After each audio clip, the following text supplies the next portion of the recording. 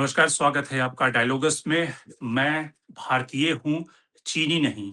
ये शब्द एंजल चकमा के थे, जो कि उत्तराखंड में जनवरी के महीने में जिनकी लिंचिंग कर दी गई। और अभी 2 महीने के बाद ही, या तकरीबन कहें कि 1 महीने के बाद ही राजधानी दिल्ली में जिस तरह से अरुणाचल की महिलाओं के साथ रेशियल कमेंट, उनके साथ रेशियल डिस्क्रिमिनेशन का एक नया मामला आया है। उन महिलाओं को, जो यूपीएससी की एस्पिरेंट थी, जो पढ़ाई करने के लिए दिल्ली आई थी, उनके साथ उनके जो उसी मकान में रहने वाले दूसरे फ्लैट में रहने वाले 2 दंपति थे, जिन्होंने उनके साथ एक तरह से बदकही की शुरुआत हुई, झगड़े की शुरुआत हुई। और उसके बाद झगड़ा इस बात पे शुरू हुआ कि उनके एयर कंडीशन से कुछ धूल-मिट्टी उनके दरवाजे पर, उनकी बालकनी में आ रहा था, और जिसके बाद दोनों की जो, जिसको कहते हैं, झगड़े का जो स्वरूप था, वो रेशियल शब्दावली तक आ गई, जिसमें उन्होंने उन अरुणाचल की महिलाओं के लिए मोमो शब्द का इस्तेमाल किया। ये भी कहा गया उनको कि आप धंधे वाली हो, आप मसाज पार्लर चलाती हो, और इससे भी ज़्यादा कुछ अपमानजनक बातें कही गई। सवाल ये है कि क्या हम समाज के रूप में लगातार हिंसक हो रहे हैं? क्या हिंसा की स्वीकार्यता समाज में लगातार बढ़ती जा रही है? क्या नस्ली भेदभाव जो है, वो लगातार बढ़ता जा रहा है? और सवाल ये भी है कि एक हम समुदाय के खिलाफ हिंसक होते-होते भारत के जो दूसरे समुदाय हैं, उन सबके खिलाफ हिंसक हो गए हैं। सवाल, इन सारी बातों को हम इन बातों का जवाब टालने की, टटोलने की कोशिश करते हैं। हमारे साथ विशिष्ट मेहमान इस चर्चा में जुड़ रहे हैं। विक्रम सिंह जी, जो फॉर्मर डीजीपी हैं, जिन्होंने लगातार इन मुद्दों को देखा है, किस तरह से रेशियल डिस्क्रिमिनेशन होता है, क्या कानून में प्रावधान है, उनसे समझेंगे। पैट्रिका मुकीम जुड़ रही हैं हमारे साथ, जो शिलोंग टाइम्स की एडिटर हैं, नॉर्थ ईस्ट से आती हैं, नॉर्थ ईस्ट की बुलंद आवाज़ हैं। और साथ ही उपासना सिंह, जो प्रेज़िडेंट हैं ह्यूमन टच फाउंडेशन की, उनसे भी समझेंगे। लेकिन सबसे पहले शुरुआत करते हैं विक्रम जी आपसे। जब इस तरह की रेशियल डिस्क्रिमिनेशन इस्तेमाल किए जाते हैं, शब्दावली इस्तेमाल की जाती है, और इस घटना में, जो दिल्ली की घटना है, मालवीय नगर की घटना है, जहाँ पे महिलाओं के साथ जिस तरह के आपत्तिजनक शब्दों का इस्तेमाल किया गया, वहाँ पर पुलिस का एक व्यक्ति भी मौजूद था। तो क्या हम सेंसिटाइज़ करते हैं अपने पुलिस वालों को, और क्या इसके कानूनी प्रावधान हैं? क्योंकि सुप्रीम कोर्ट लगातार इस पे कहता रहा है। एमएचए की एक कमिटी भी है, होम मिनिस्ट्री की एक कमिटी भी है, जो कि इन मामलों को देखभाल करती है और इन मामलों को टेकअप करती है। लेकिन इसके बाद भी देहरादून में लिंचिंग हो जाती है। इसके बाद भी राजधानी दिल्ली में महिलाओं के खिलाफ इस तरह के अपशब्द कहे जाते हैं, और देश के अलग-अलग हिस्सों में नॉर्थ ईस्ट के जो लोग हैं, उनके खिलाफ इस तरह का जो एडजेक्टिव है, जो विशेषण है, उन्हें लगातार चीनी, मोमो, इस तरह के शब्दों से नवाजा जाता है। तो क्या कानूनी प्रावधान है? नमस्कार शंकर जी, सम्मानीय पेट्रिशिया जी और उपासना जी। मैं समझता हूं पूरे राष्ट्र के साथ मैं भी बहुत ज्यादा उद्वेलित और पीड़ित हूं इस अशोभनीय और एक असभ्य व्यवहार को लेकर के। राष्ट्र तो शर्मिंदा है ही है, प्रत्येक भारतीय का सर अवश्य झुक गया होगा इस प्रकार के आपत्तिजनक व्यवहार से। और जो शब्दों का और वाणी का चयन किया गया, ऐसा लगता है कि ये बिल्कुल कुसंस्कारी थे, और पुलिस कर्मी की मौजूदगी में ये हुआ, ये और ज्यादा शर्मनाक है। दरअसल इन्होंने अपना परिचय पत्र दे दिया, उनके संस्कार क्या है, उनकी अपब्रिंगिंग कैसी हुई है। मैं पुलिस कर्मियों के बारे में भी बहुत निराश हूं कि बावजूद तमाम ट्रेनिंग के वो भूल गए कि पुराने आईपीसी की धारा 153A मौजूदा भारतीय न्याय संहिता में तमाम ऐसे प्राविधान है कि इस तरीकों के ऊपर आप कठोर कार्रवाई करें। और आज मैं एक यूनिवर्सिटी में, जहां से मैं बोल रहा हूं, हमारे यहाँ 60 देशों के बच्चे बच्चियां पढ़ते हैं, नॉर्थ ईस्ट के बच्चे बच्चियां पढ़ते हैं, और मैं बड़ी जिम्मेदारी के साथ कह रहा हूं कि सबसे अनुशासित, सुसंस्कृत और अगर कोई समर्पित अगर कहीं का बच्चा है तो नॉर्थ ईस्ट का है। मैं कहीं जाता हूं तो मैं उनको बहुत सम्मान के साथ कहता हूं कि तुमको प्रणाम, तुम्हारे कुल और वंश को प्रणाम, कि तुमने भारत को गौरवान्वित किया है, हमारे समाज को गौरवान्वित किया है। लेकिन ये इस तरीके के जो शब्दावली है कि मोमोज, और अब मैं कहूंगा नहीं कि पैनल पर सम्मानित महिलाएं हैं, आपका पारिवारिक चैनल है, वो अशोभनीय शब्द मेरी जुबान पे आ नहीं सकते। लेकिन इनको धिक्कार है, इनकी अरेस्ट होनी चाहिए, और बिना दंड के शंकर जी राज्य अधिकार नहीं चलता है। देहरादून में अगर हुआ, दिल्ली में हुआ, क्या परिणाम थे, हमने क्या कार्रवाई की, और अगर नहीं की तो ये हमारे लिए बहुत बड़ा प्रश्न चिन्ह है कि हमने इस तरीके के उजड्ड और उदंड और अनुशासनहीन लोगों के ऊपर एक उदार दृष्टिकोण अपनाया, जिसका कोई स्थान नहीं। होना यह चाहिए था कि इनको सलाह के पीछे जाना चाहिए था, ये बच्चियां हमारी बच्चियां हैं और बिना अपने परिवार के संरक्षण के अगर ये दिल्ली आई हैं, मालवीय नगर आई हैं, यूपीएससी की तैयारी कर रहे हैं, तो हमने ये इनको संस्कार, ये हमने इनको सुरक्षा, हमने इनको ये सुरक्षा कवच दिया है। होता तो ये है कि बच्चियां आती हैं, वो हमारी बच्चियां हो जाती हैं। उनकी सुरक्षा हमारी जिम्मेदारी है। ये हमने मिसाल दी है दिल्ली दिल वालों की। बड़े शर्म की बात है और लानत की बात है। अब मेरा पुलिस कमिश्नर से आह्वान होगा, अपराध पंजीकृत करके और प्रिवेंटिव सेक्शंस में नहीं, सब्सटैंटिव सेक्शंस में इनको भेजें जेल, क्योंकि जो शब्द इन्होंने प्रयोग किया, जो मानसिक आघात हमारी बच्चियों को लगा है, वो जीवन पर्यंत वो घाव जाएगा नहीं। और कम से कम इतना तो प्रायश्चित हम कर लें कि जो आतताई हैं, जिन्होंने पीड़ा पहुंचाई है शंकर जी, उनको जेल जाना ही चाहिए। विक्रम जी, क्या जैसे कि आप तो फॉर्मर डीजीपी रहे हैं, तो क्या पुलिस स्टेशन में या फिर पुलिस जो फोर्स में जो लोग आते हैं, उनको इस तरह का सेंसिटाइज किया जाता है कि जो नॉर्थ ईस्ट के लोग हैं, उनकी कोई प्रोफाइलिंग होती है, उनका कोई डेटाबेस होता है कि इस इलाके में इतने नॉर्थ ईस्ट के लोग रहते हैं, और समय समय पर एक तरह से जिसको कहते हैं कि इस तरह की कोई कार्रवाई आप चलाते हैं कि भाई नॉर्थ ईस्ट के लोगों को परेशान न किया जाए, उनके खिलाफ इस तरह के रेशियल लैंग्वेज न इस्तेमाल किए जाएँ। क्योंकि वहाँ पे उस घटना में जो अरुणाचल की महिलाओं के साथ जो घटना हुआ, वहाँ पे पुलिस का एक व्यक्ति भी मौजूद है और उस बीच में ये गाली-वाली चल रही है, दोनों के बीच में एक्सचेंजेस चल रहे हैं। तो क्या इस तरह की कोई कार्रवाई पहले से होती है कि मामला बिगड़ ना जाए? शंकर जी, पुलिस का प्रशिक्षण और पुलिस की प्रक्रिया हर थाने में भारत की एक होती है बीट सूचना रजिस्टर, जहां पर तमाम इस प्रकार के संवेदनशील प्रकरणों का लेखा जोखा होता है। लेखा जोखा इसलिए होता है कि वहां पर पुलिस की मौजूदगी सुनिश्चित की जाए, लोगों को आगाह किया जाए कि कृपा करके सुसंस्कृत भाषा का प्रयोग करें, कानून अपने हाथ में न लें, आपत्तिजनक शब्दों का इस्तेमाल न करें। मैं यहाँ यूनिवर्सिटी में हूं और मुझे गर्व है कि यहाँ पे सब बच्चे आपस में प्रेम से रहते हैं, क्योंकि उन्हें मालूम है कि हमारे यहाँ दो चीजें हैं। एक तो ये है कि अगर आपने किसी महिला के साथ, किसी भी बच्चे के साथ, चाहे वो अफ्रीका की हो या नॉर्थ ईस्ट की हो, आपत्तिजनक शब्दों का प्रयोग किया भाषा का, तो पहले आप होंगे बर्खास्त, बाद में जांच होगी, पहले वो आप जाएंगे बाहर। और दूसरी चीज हमारे यहाँ policy of zero touch between the genders. मैं चांसलर हूं, लेकिन मैं किसी भी महिला को स्पर्श नहीं कर सकता हूं, क्योंकि हमारा नियम है पॉलिसी ऑफ जीरो टच। हम अगर छुएंगे, सबसे पहले पुरुष के ऊपर कार्रवाई हो जाएगी। और पुलिस के ऊपर तो खास तौर पे ये निगरानी रहती है कि आप संवेदनशील स्थान और समय, स्थान ही नहीं, समय को भी, बच्चियां कब स्कूल से आती हैं, कब कोचिंग से जाती हैं, कब कहां आती हैं, उस वक्त पुलिस की गश्त और गाड़ाबंदी ऐसी हो कि अभेद्य सुरक्षा व्यवस्था हमारी बच्चियों को, बच्चों को मिले। और ये चीज वो बदनुमा धब्बा लगा है हमारे पुलिसिंग सिस्टम पे कि शायद इसकी भरपाई आसानी से शंकर जी हो नहीं पाएगी। मैं स्वयं इतना लज्जित हूं और हाथ जोड़ के अपनी बच्चियों से क्षमा प्रार्थी हूं।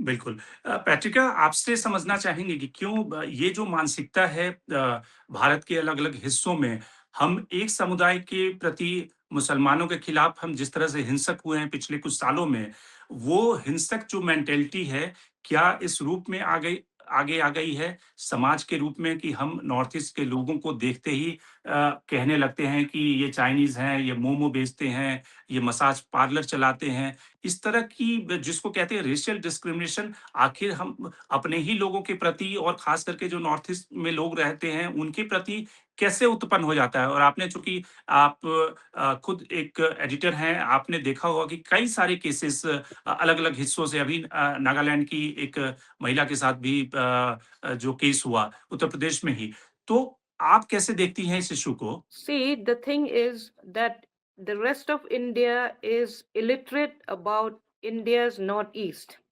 ये सच बात है कि नॉर्थ ईस्ट और ये जो भारत है, जो जुड़ा हुआ है ना, वो सिर्फ 1% है बॉर्डर, एंड 99% बॉर्डर्स तो फॉरेन कंट्री के साथ है। और हम भी racially we are Tibeto Burmans and Austro Asiatic. तो ये सच है कि हम जैसे बाकी लोग भारत या जैसे लोग, हम लोग का फेशियल फीचर्स वैसे नहीं है। तो अगर स्कूल में ये सिखाए जाते हैं तो they should know that there are people in this country who look different, who have different cultures, who have different traditions, different eating habits, but these are never taught in the school. It's not in the school curriculum. हम लोग जब school में थे तो हम पूरे भारत के बारे में we learned about entire India and all the kings, right from South India to North India to Central India. But in the curriculum of the CBSE, you don't find anything about the Northeast. So, how will people know? Unless you know, unless you understand, you will think that we are all Chinese or we are all Tibetans. And ये जो हुआ है 2 days ago, 23rd May, this Naga doctor in Gorakhpur, that doctor was also racially abused, he was stalked. तो ये होते ही रहते हैं क्योंकि पनिशमेंट नहीं होता ना हर एक बार there's no strong, no stringent punishment. Just now, former DGP has said that the laws are there, but the laws are not applied strictly. तो आप कह रही हैं कि हम डाइवर्सिटी को सेलिब्रेट तो करते हैं अपने भाषणों में, लेकिन एक्चुअल में हम डाइवर्सिटी को सेलिब्रेट नहीं करते क्योंकि जब देश में ये कहा जाता है कि लगातार कई सारी सरकारें ये कहती हैं कि इस जगह पे मांस बिकेगा, इस जगह पे नहीं बिकेगा, इस जगह पे मीट नहीं बिकना चाहिए, इस जगह पे फिश नहीं बिकना चाहिए, ऐसे कपड़े पहनने चाहिए, ऐसे नहीं पहनने चाहिए, बुर्का आपको पहनना चाहिए, नहीं पहनना चाहिए। तो जब सरकारें आम आदमी की ज़िंदगी में घुस जाती हैं, उनके खाने-पीने से लेके कपड़े, उनके कल्चर, उनके रहने के तरीके, उनका रंग क्या है, जब इस तरह की एक डाइवर्सिटी को हम कहते हैं कि हम डाइवर्सिटी को सेलिब्रेट करते हैं, भारत जो है कितनी सारी कल्चर को एसिमिलेट करता हुआ करने वाला देश है, लेकिन एक्चुअली में हम चेहरे के रंग, स्किन के रंग, किस तरह से हम कपड़े पहनते हैं, क्या हम खाते हैं, उसको लेकर एक जिसको कहते हैं कि एक अजीब तरह की स्थिति देश में बन रही है कि पूरी एक कल्चर बन रही है कि होमोजीनियस कल्चर को पूरे देश भर में नॉर्थ हाँ, ईस्ट से लेकर नॉर्थ ईस्ट में अडॉप्ट किया जाए। अभी तो देखिए अभी का पॉलिटिक्स ऐसे है कि एक भारत, एक भाषा, एक कल्चर, ये तो डाइवर्सिटी का तो खत्म हो गया because you are trying to tell me what I should eat, what I should not eat, you are trying to tell me how I should dress, what language I should speak, you want to impose Hindi. तो diversity कहाँ है? अभी तो बिल्कुल भी नहीं है। आप चाहते हैं कि हम सब एक जैसे हो, ये तो हो ही नहीं सकता।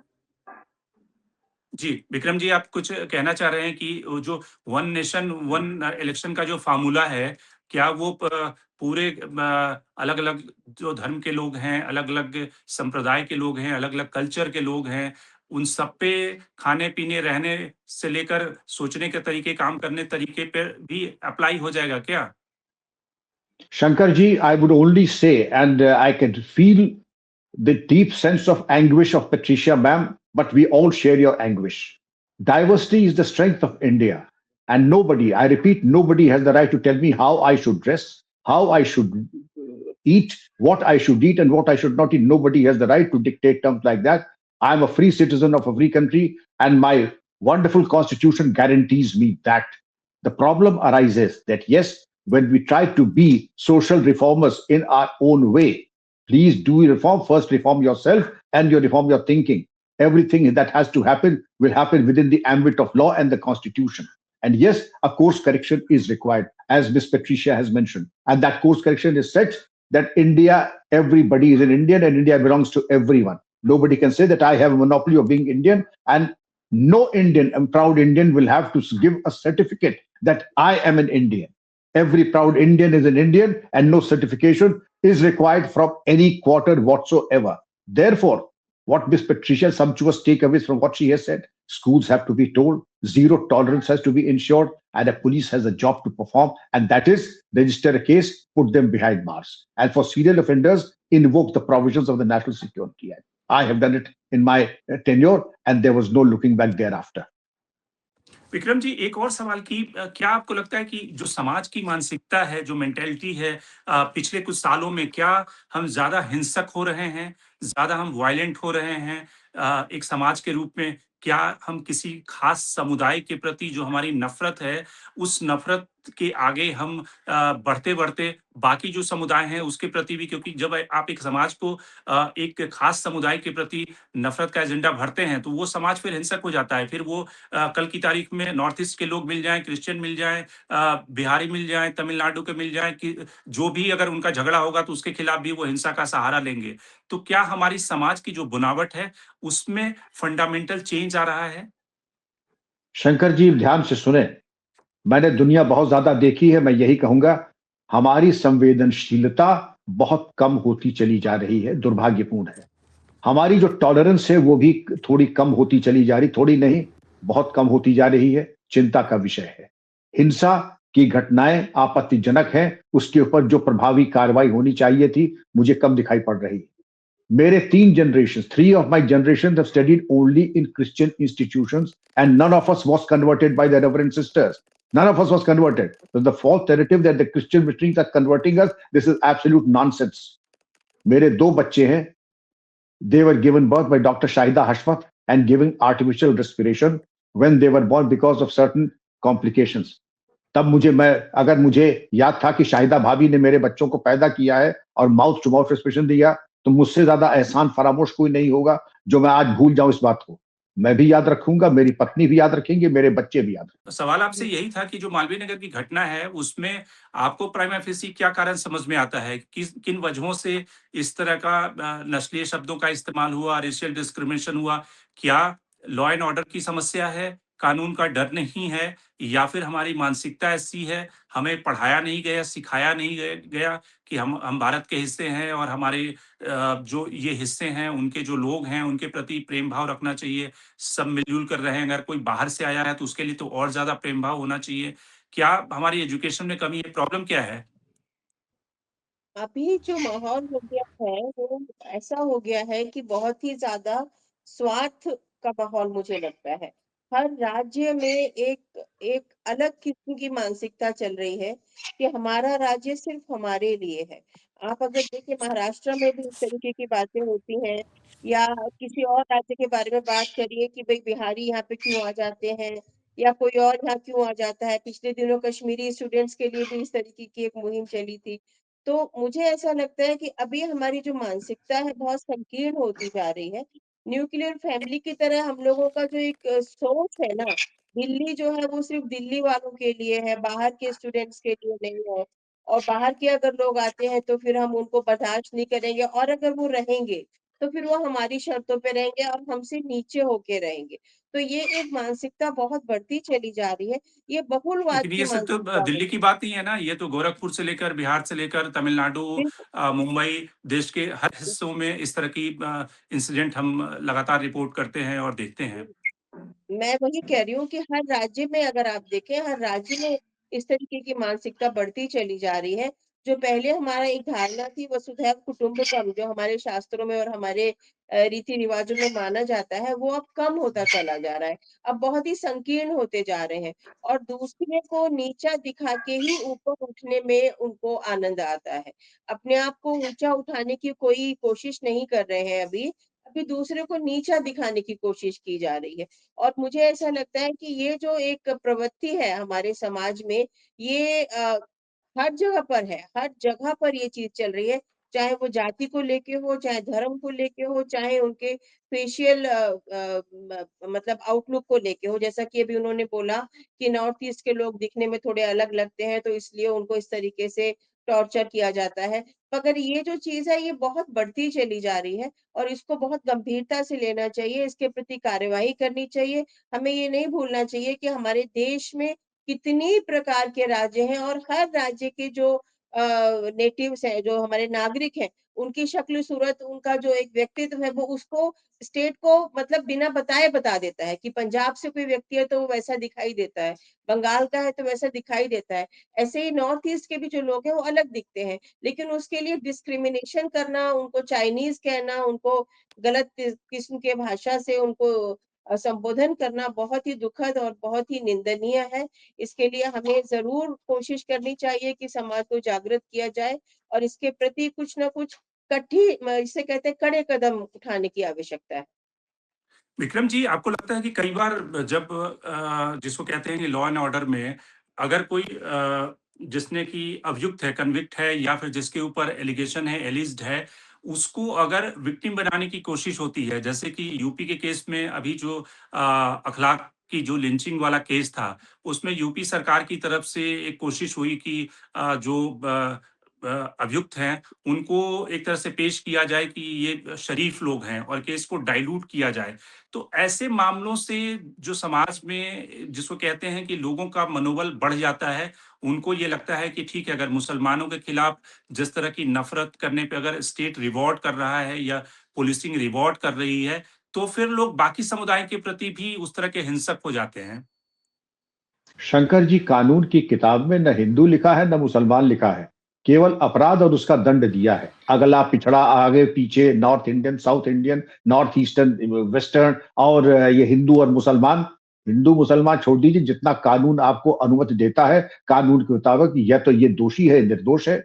ये मैटर नहीं करता है कि आरोपी हिंदू है या मुस्लिम है। कानून की परिधि में अगर उसने लक्ष्मण रेखा पार की है तो उसके हिसाब से उसको दंडित होना ही चाहिए। अगर हम ये चश्मा बदल के देखते रहेंगे कि अगर आरोपी हिंदू है तो मेरा चश्मा अलग है, आरोपी अगर मुस्लिम है तो मेरा चश्मा अलग है, तो ये मान के चलिए फिर हम न्याय नहीं कर रहे हैं, हम अन्याय कर रहे हैं। बिल्कुल। पैट्रिक, आप आपसे समझेंगे कि अभी थोड़े दिन पहले ही यहाँ पे तो जो कहानी मालवीय नगर की घटना है, वहाँ पर 2 पड़ोसियों की लड़ाई थी, जिसमें कि इन शब्दों का इस्तेमाल किया गया। लेकिन जैसे असम में सरकार ने खुद वहाँ पे बीजेपी के ट्विटर हैंडल से एक ट्वीट किया गया कि किस तरह से पॉइंट ब्लैंक से, रेंज से जो मियाँ मुसलमान हैं, जो उनको किस तरह से मारने की का जो इंटेंशन था, उसको लेकर एक ट्वीट किया गया। बाद में मुख्यमंत्री ने कहा कि मुझे तो ये पता ही नहीं है, लेकिन मुख्यमंत्री लगातार मियाँ मुसलमान शब्द को लेकर लगातार वो अपने ट्वीट में, भाषणों में उनको रेखांकित करते रहते हैं। तो आपको लगता है कि जब इस तरह की मेंटालिटी या फिर आप एक पोलराइज़ेशन के लिए, एक डिवीज़न के लिए इस तरह की भाषा का इस्तेमाल करेंगे, तो समाज तो हिंसक होगा ना? वो समाज असम में हिंसक हो जाए, वो समाज दिल्ली में हिंसक हो जाए, बिहार में हो जाए, गोरखपुर में हो जाए, कहीं भी हो जाए, क्योंकि वो सिर्फ़ सीमा फिर मुसलमानों तक सीमित नहीं रहती, वो फिर क्रिश्चियन तक चली जाती है, नॉर्थ ईस्ट के लोगों तक चली जाएगी, दूसरे राज्य के जो लोग हैं, उन तक चली जाएगी। From 2014, we have been seeing this, you know, this divide, and divide only to win votes. It's all about winning votes. It's not about governance. Actually, politics is after elections is only about governance. But here we don't see good governance. We see only deep polarization. And that video that you're speaking about is of the Chief Minister of Assam doing a target shooting practice, and then the targets are of course the Mias, his favorite targets, until the elections happen sometime in April this year. And this has, it has consumed people so much that we are all affected by it. One way or the other, we look at each other as enemies, as if so I keep saying this. If you are alleging that there is continued migration from Bangladesh, then who has failed? Is the Home Ministry that has failed? You have not been able to contain the borders? Or are you labeling everyone who came here right from the time of partition? You're also labeling all of them as Mias. How is that possible? No, all these things are because of electoral politics, and it should not happen. I think citizens should unite now to this ideology of division, this ideology of dividing people on religious lines, on caste, on creed, on everything possible that they will use to divide. Okay. Vikram ji, आप जिस ज़माने में UP police में को lead कर रहे थे और आज जो पुलिस की स्थिति है, आपको लगता है कि बाय एंड लार्ज जो पुलिस और पुलिस फ़ोर्स है, वो अपने डायरेक्शन के हिसाब से एडमिनिस्ट्रेशन और जो पुलिसिंग की व्यवस्था है, उसमें ऑनेस्ट है? या फिर उसका डिग्रेडेशन हुआ है, वो उनमें जो जिसका कहते हैं उनका राजनीतिकरण हुआ है, और पुलिस या फिर अलग-अलग जिस तरह से संस्थाओं में। अब आजकल तो ये भी देखा जा रहा है कि वाइस चांसलर को व्हाट्सएप ग्रुप में ये भेजा जाता है कि आप एनएसयूआई का जो प्रोटेस्ट था उसकी निंदा करें, और व्हाट्सएप ग्रुप के ज़रिए करीब 20-25 वाइस चांसलर उसकी निंदा करते हैं। उसी तरह से जूरिस्ट को जो न्यायकर्ता हैं, जो सुप्रीम कोर्ट के जज रह चुके हैं, उनको भी भेजा जाता है व्हाट्सएप ग्रुप में कि आप निंदा करें। तो आपको लगता है कि पुलिस एज़ ए संस्था उसका भी डिग्रेडेशन हुआ है, या फिर अभी भी लोग ऑनेस्ट बिल्कुल। बचे हुए हैं जिसकी वजह से कानून व्यवस्था ठीक चल रही है? शंकर जी ध्यान से सुने, पुलिस में बड़ा गुणात्मक का क्रांतिकारी परिवर्तन आया है। वो टेक्नोलॉजी जो हम सोचते थे वो आज पुलिस के पास है, जिसमें आपकी AI, machine learning, blockchain, futuristic technology, predictive policing, मैं गिनाता चला जाऊं, उसके लिए अलग शो करना होगा। आज पुलिस में कांस्टेबल का वो बौद्धिक स्तर है जो हमारे टाइम में आईपीएस अफसरों का हुआ करता था। इसी यूनिवर्सिटी में नोएडा पुलिस के 2 कांस्टेबल साइबर क्राइम के ऊपर पीएचडी कर रहे हैं, जो कि हमारे आईपीएस अफसरों ने हमारे टाइम में न किया होगा। तो ये तमाम चीजें सकारात्मक है, लेकिन एक घटना को लेकर के लेकिन जो अंतर तब आया था, हमारे टाइम में हमारी ये चुनौती रहती थी कि तुम इस तरीके का अकृत्य अपराध करके दिखा दो, चुनौती है। और ये एक तो तुम करोगे नहीं, अगर करोगे तो तुम्हारे जीवन का आखिरी अपराध होगा, इसकी गारंटी मैं लेता हूं। ये तुम्हारी जिंदगी का आखिरी अपराध होगा, ये मेरा चैलेंज है। एक तो कोई करेगा नहीं, करेगा नहीं, लेकिन वो जो किलर इंस्टिंक्ट होता है शंकर जी, उसमें मैं देखता हूं कुछ गिरावट आई है। और पुलिसिंग एक फुल टाइम जॉब है, उसमें फिर आप रील बनाएं, आप जाके सांस्कृतिक संध्याओं में जाकर के मुख्य अतिथि बन जाएं, आप जाकर के दुनिया भर के खेल तमाशों में सम्मिलित हो जाएं, तो पुलिसिंग फिर आपका काम नहीं है।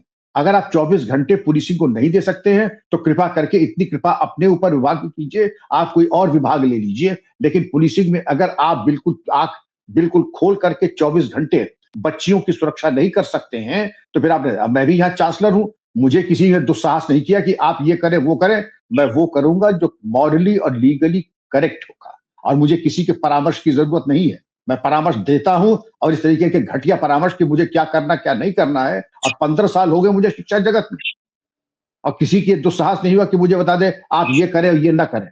जी। बिल्कुल, निश्चित रूप से आप एक काफ़ी मज़बूत और टफ़ ऑफ़िसर रहे हैं, और शायद इसलिए आपके एडमिनिस्ट्रेशन को लोग याद करते हैं।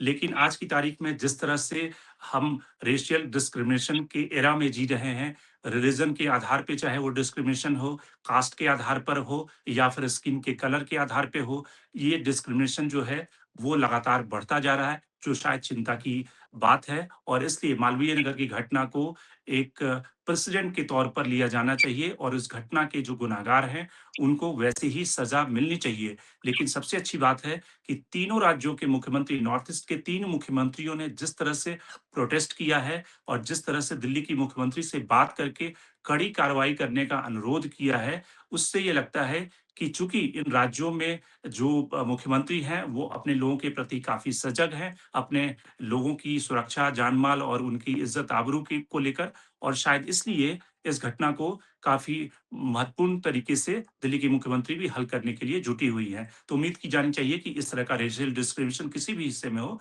वो बंद हो जाए। तो आज के कार्यक्रम में इतना ही। हमारे तीनों मुख्य जो अतिथि हैं, विक्रम सिंह जी, आपका बहुत-बहुत धन्यवाद हमसे जुड़ने के लिए।